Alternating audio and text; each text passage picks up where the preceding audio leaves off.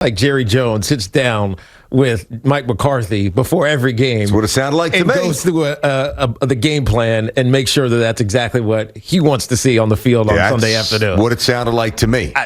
Look, I'm not passing any judgment. They've had some successes. I might have to pass some judgment, so go ahead. Because it's worked. I mean, didn't work last week when Jerry was in there. Here's my point. They looked terrible. Here's my point. When Jason Garrett had reached his end at Dallas, we knew it was coming, right? They just couldn't get over the plateau, whatever the plateau is you want to say.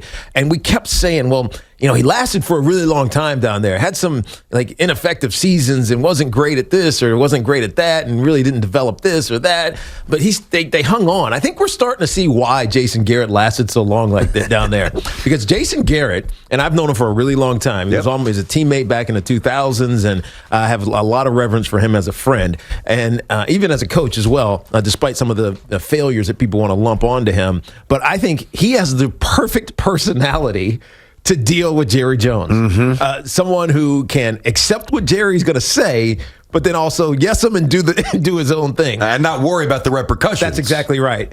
With Mike McCarthy now, who we obviously know has had success at Green Bay. He's a Super Bowl champion. Yep. He's, at one time thought of one of the great coaches in the NFL. Yeah, he was definitely top 5 for a while, perceptually. Right. Now, I don't think he's there anymore, but for a while he was there. So he's hit the peak. He's hit the mountaintop. Mm-hmm. I'm worried that this is not going to be a good marriage. Because if Jerry Jones is opining and giving the okay on game plans, which is what it sounded like he said he was doing. Yep. This could get ugly, man. I went over carefully with Mike before the game. Why have you been dancing around this? All right, now, there's 2 ways to look at this. There's the scratching of the big cheese ego. All right, boys, what's the Jerry was big belt bug? What's the game plan here, boys? What are we doing? What are we doing this weekend against the Broncos? Boys, right? And he's got his scotch and he's got his big bucket hat, right?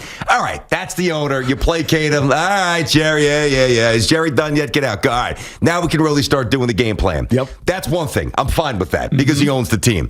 And he does know football more than most owners. We know that. I mean, he played. I got it. If that's it, I'm fine with it.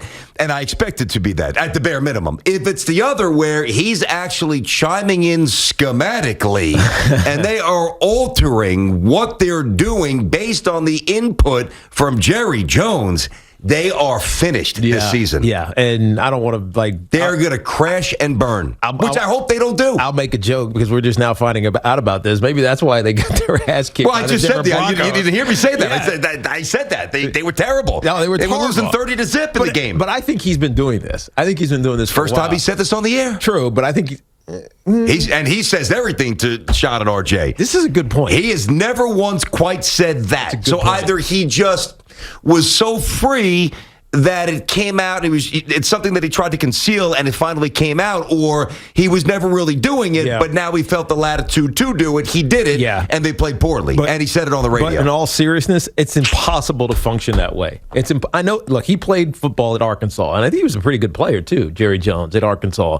So he knows the game, but that game that he played was years ago. Yes, he won a Super Bowl, won multiple Super Bowls with the trio down with Dallas, with Aikman and Irving and obviously Emmitt Smith. But that game was also very different than the game that we're looking at right now. And you have different dynamics from this offense and from this defense and personalities and egos from everybody involved, from McCarthy to the offensive and defensive coordinator. If he truly is putting his finger on this team in that way and influencing them in that way, there's no way they can be successful because it takes a whole lot of planning to get a team all on one page. Now, if all of a sudden, me as a player, I'm saying, well, who's actually...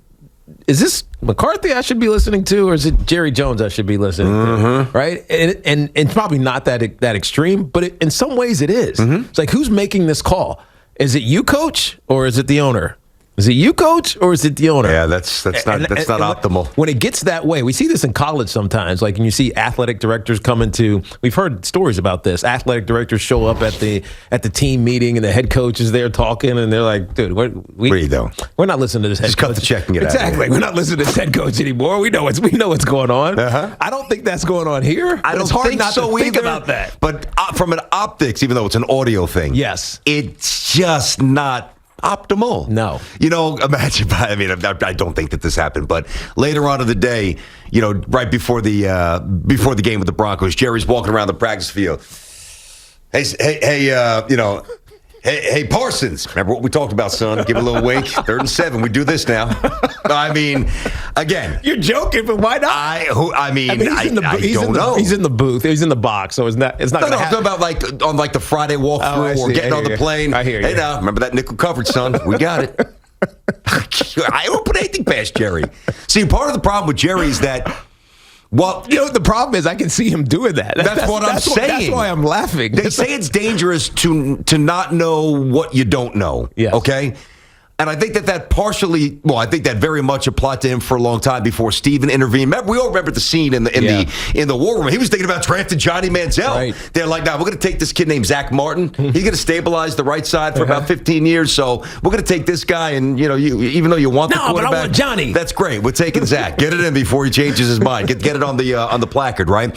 So not knowing what you don't know is dangerous, but knowing enough to weigh in, but not knowing enough to really impart wise, sage stuff is more dangerous. Yeah, I think you're right. I think that's where he resides. Yeah, I think you're right. Because he obviously knows the game a little bit, for sure. You know what I love most about this conversation? Because I don't know if anybody's talked about this today. I haven't heard anybody else talking about it. Because nobody's us. You're right. Can't worry about those shows out there. We're going to force him to answer this question. Hey, are you making the game plans, Jerry? If people are doing their jobs, that should be question number one. 100%. So, Jerry, the other day on 105.3 The Fan in Dallas, you said that you work on the game plan with Coach McCarthy. Is that true? Is that a common occurrence, Jerry? Look, BT, Mike McCarthy had his media session today. Mm-hmm. No one asked him about this. Are you serious? No one asked him about it. That is a horrible job. Or at least there's no responses on the transcript that indicate that someone said, hey, Coach, we heard Jerry Jones saying that he does game plans with you. Can you clarify that? We don't have Are we sure we pour through the transcript? I don't want to impugn the journalistic integrity. Just went to maybe they're not listening to RJ. Necessarily. Maybe they're not listening to RJ. Everybody listens to that spot in Dallas. Well, honestly, I don't know why this isn't getting more news. Then every word that is said on that show. Not only Dallas Morning News, our show, First Take, whatever with Skip and Shannon, that. I promise what he says on that show hits the entire sports world. I promise you, every time people will be talking about this tomorrow. They better be. I promise you, they will. Yeah, they should be. Wow, interesting. That's why we let our show. Thanks for watching. Make sure you like and subscribe, and don't forget to hit that bell to be notified when we drop fresh content.